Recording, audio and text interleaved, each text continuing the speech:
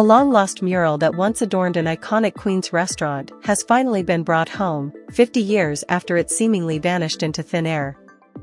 The sprawling, 39-foot Andre Durenceau masterpiece, long thought to have been destroyed when the Howard Johnson's in Queens was torn down, had been quietly living for decades in a Massachusetts basement.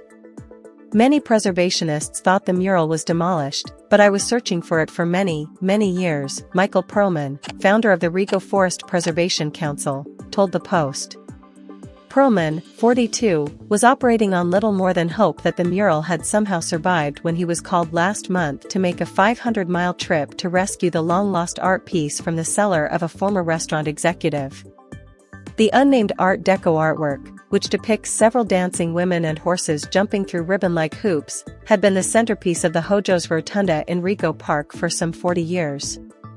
French-born artist Durenceau had been commissioned to replicate his imagery and style from his other pieces, specifically from the paintings he crafted for the futuristic 1939 World's Fair, which took place just 2 miles from the Mid-Queens restaurant. Despite the mural being a well-loved staple of the community, there seemed to be little interest in saving it when the Gregorian-style building was ordered to be leveled in 1974, clearing the way for former executive Hugh Kelly to claim the artwork. Realizing the uniqueness of the mural, I asked the construction VP if there were any plans to save the mural. His response was, "No, but feel free to remove it if you want it," Kelly, 90, said, according to Perlman. The former executive and his then teenage sons carefully tore down the Durenceau original from the plaster wall, rolled it into 3 separate sections on carpet rollers, and carried it to the family's home in Weston, Massachusetts, where it remained relatively untouched for 5 decades. Throughout the last half-century, Kelly had no idea it was considered a lost mural, and didn't even know who the painter was. It surfaced last month when Kelly decided to offload the artwork and called in a keen-eyed appraiser, who immediately recognized the familiar Art Deco style and nods to the 1939 World's Fair.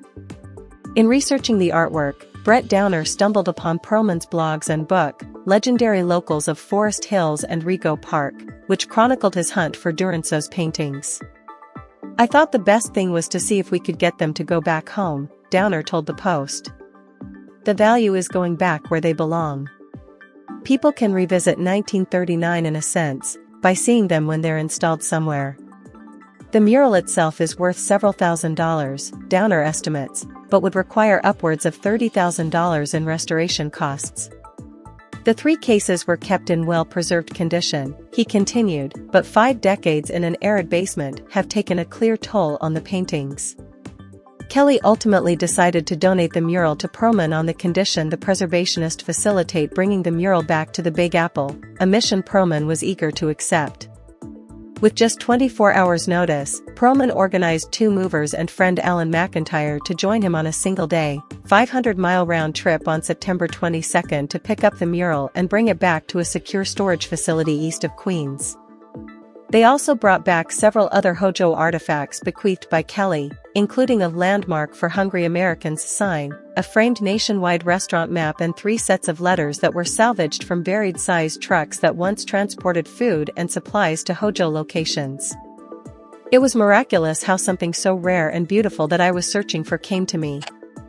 It feels as if the spirit of Andre Durenceau is grateful, as well, and was communicating with me," Perlman said. In an ideal world, Perlman would love to see the mural resurrected in a replica of the Rego Park Howard Johnson's, which he believes should have been landmarked to save it from demolition.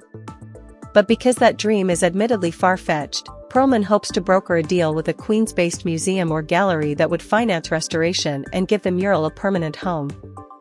The Queens Museum is at the top of his list, considering the building was erected for the very same World's Fair that Durenceau provided his artwork for.